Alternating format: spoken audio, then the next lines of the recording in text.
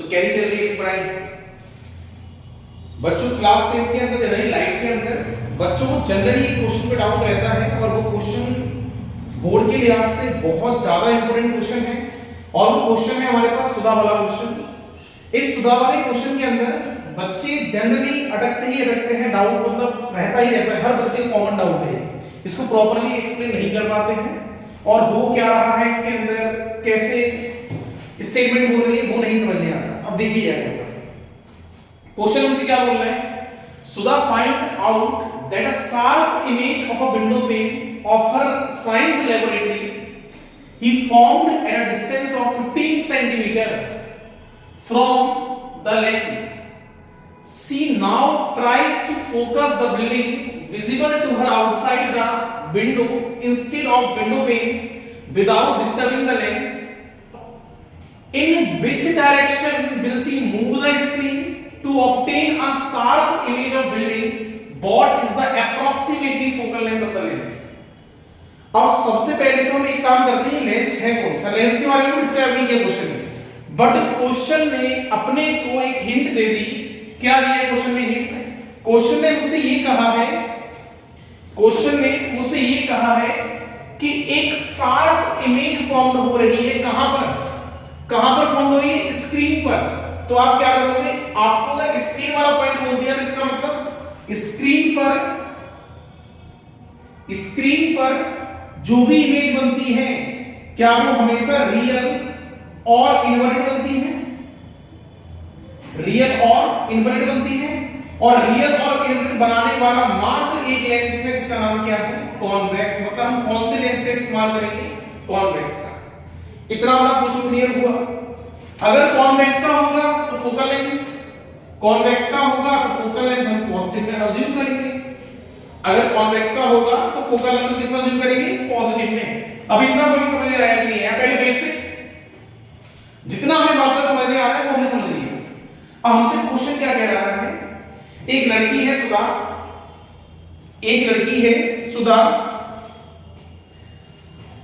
सुधा image बना रही है अपनी साइंस लेबोरेटरी की एक विंडो की। जो साइंस लेबोरेटरी की विंडो है वो मेरे पास कॉन्वेक्स लेंस से सर्टेन डिस्टेंस पे दूर है, और डिस्टेंस जो है वो फाइनाइट डिस्टेंस है, और finite distance beyond the 2f होगा। फाइनाइट डिस्टेंस हम क्या मानेंगे? बियॉन्ड द 2f मानेंगे। तो हमने क्या किया, विंडो पेन को कहां पर रख दिया? बियॉन्ड द 2f, और वहां पर एज अ ऑब्जेक्ट को काम कर रही है। अब जैसे कॉन्वेक्स लेंस जो लिया है, लेंस कौन सा है? कॉन्वेक्स। लेंस कौन सा है? कॉन्वेक्स। अब इस कॉन्वेक्स लेंस के अंदर जो इमेज जनरेट हो रही है वो हो रही है हमारे पास कहां पर? स्क्रीन पर।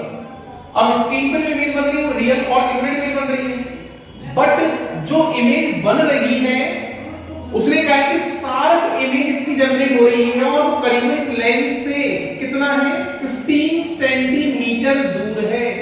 मतलब एक शार्प इमेज जनरेट हो रही है और वो लेंस से कितना है? 15 सेंटीमीटर दूर है। 15 सेंटीमीटर लेंस से दूर है। और हम जानते हैं कोई ऑब्जेक्ट बियॉन्ड द 2f होता है, अगर कोई ऑब्जेक्ट बियॉन्ड द 2f होता है तो इसकी इमेज f और 2f के बीच में बनती है। तो सिमिलर हमें f और 2f के बीच में हमने क्या कर दी? इसकी इमेज बना दी। तो इसकी कुछ इमेज यहां पर फॉर्म हो रही है, ये इमेज बनके तैयार हो रही है। अब कंडीशन क्या है? एक तो बना ली हमने इमेज, दूसरा हमसे क्या बोल रहे हैं? See now try to focus a building visible to her outside the window. उसने बोला है कि अब वो इसकी नहीं बना रही, इस विंडो से दिखने वाली एक बिल्डिंग है, पीछे की तरफ है, काफी पीछे, यही 2f के बाद है। तो इसका मतलब उस डिस्टेंस को मैं क्या लूंगा? इनफाइनाइट। तो इसका मतलब इसकी बैक साइड में एक बिल्डिंग है, अब इस बार वो इस विंडो पेन को ना फोकस करते हुए इस बार इस बिल्डिंग पे क्या कर रही है? फोकस कर रही है, और इस बार इसकी हमें इमेज फॉर्म करनी है। बट कंडीशन क्या है? इस लेंस को आपको कांस्टेंट रखना है, हिलाना नहीं है। जो आप मूव करोगे वो आप स्क्रीन का मूव करोगे। मतलब इस बार ये ऑब्जेक्ट इंफिनिटी पर है, विंडो को यहां से हटा देते हैं, ऑब्जेक्ट इंफिनिटी पर है। अब ऑब्जेक्ट इंफिनिटी पर होगा तो कहीं ना कहीं इसकी जो रे ऑफ लाइट है जाएगी और फोकस कहां पर आने मिलेंगे? अल्टीमेटली की इमेज बन रही है वो इमेज यहां पर बनके तैयार होगी, इमेज फोकस बनके तैयार होगी। कंडीशन ये है, कंडीशन ये है, क्वेश्चन ये पूछा था कि वो क्या करेगा, किस डायरेक्शन में स्क्रीन को मूव करे जिससे शार्प इमेज ऑफ बिल्डिंग बने। हम एक काम करते हैं, इससे बोलते हैं भाई तू पीछे ले जा, इसको पीछे ले गए, क्या इमेज बनेगी, क्या नहीं बनेगी, ब्लर दिखाई दे रही होगी। शार्प इमेज जनरेट करनी है तो शार्प इमेज जनरेट हमेशा कहां होती है, फोकस पर। अगर मैं इसको इस साइड लेकर आऊंगा, इस साइड लेकर जाऊंगा तो शार्प इमेज नहीं मिलेगी, शार्प इमेज फॉर्म नहीं होगी, शार्प इमेज फॉर्म नहीं होगी। जबकि अगर इसको इस साइड मूव कराऊंगा तो क्या शार्प इमेज मिल जाएगी, तो यहां पर इसको शार्प इमेज मिलेगी। कितना मूव करा रहे होंगे, बहुत कम करा रहे होंगे क्योंकि ये डिस्टेंस बहुत ना के बराबर है। तो इसका मतलब शार्प इमेज जब इस पॉइंट पे मिल रही है तो हम इस लेंस को यहां पर मूव नहीं कराएंगे। यहां तक कोई डाउट है? इसका मतलब टुवर्ड द लेंस आप मूव कराओगे तो स्क्रीन को आप कहां मूव कराओगे, toward the, the screen moves towards the lens। आप लेंस के करीब इसको मूव कराओगे, कंडीशन ये होगी। अब पूछ रहा है अप्रोक्सीमेटली फोकल लेंथ क्या है।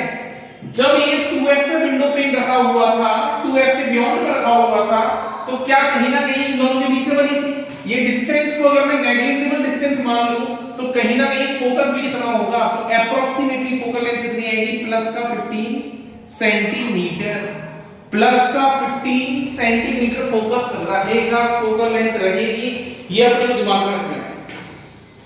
बताओ बच्चों, अगर यहां तक कोई भी दिक्कत है या कोई डाउट है तो आप मुझे कमेंट में रिप्लाई करें। बाकी क्वेश्चन बोर्ड के लिहाज से, क्वेश्चन बोर्ड के लिहाज से 5 स्टार मार्क आने की संभावना पूरी है। ये क्वेश्चन जनरली क्वेश्चन अगर आएगा तो सीक्यू बेस में आ जाएगा और इस क्वेश्चन के चांसेस फंसने के मैक्सिमम होते हैं, तो इस क्वेश्चन को आप बिल्कुल ध्यान से पढ़ोगे। और अगर आपको कोई पर्टिकुलर वीडियो पर, पर्टिकुलर टॉपिक पर अगर वीडियो बनवानी है तो आप मुझे रिप्लाई कर देना कमेंट में, मैं उसके ऊपर वीडियो बना दूंगा। अदरवाइज ये क्वेश्चन आपके लिए मेन इंपॉर्टेंट है और अपनी बोर्ड की प्रिपरेशन पर विशेष ध्यान दें।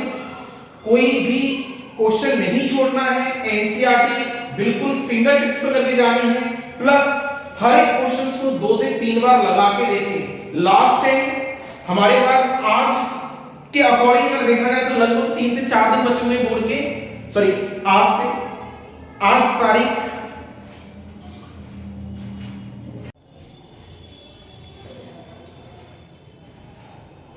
बेस्ट ऑफ लक बच्चों, अपने बोर्ड के एग्जाम्स के लिए खुल के तैयारी करो। और एक पॉइंट और है, इस दौरान इतना ज्यादा आपको टेंशन नहीं लेना अपने दिमाग में कि मैं इतना सिलेबस कैसे मैं कवर अप करूं या मेरे पास इतना सिलेबस इकट्ठा हो गया, बैकलॉग बहुत ज्यादा है, मैं कवर अप कैसे करूं। धीरे धीरे अपना सॉल्व करो, टेंशन कम लेना है और इस टाइम पे थोड़ा अपना नींद की एफिशिएंसी को बढ़ा देना, जिससे आप एग्जाम के टाइम पे प्रॉपरली फ्री माइंड होकर एग्जाम को अटेंड कर पाओ।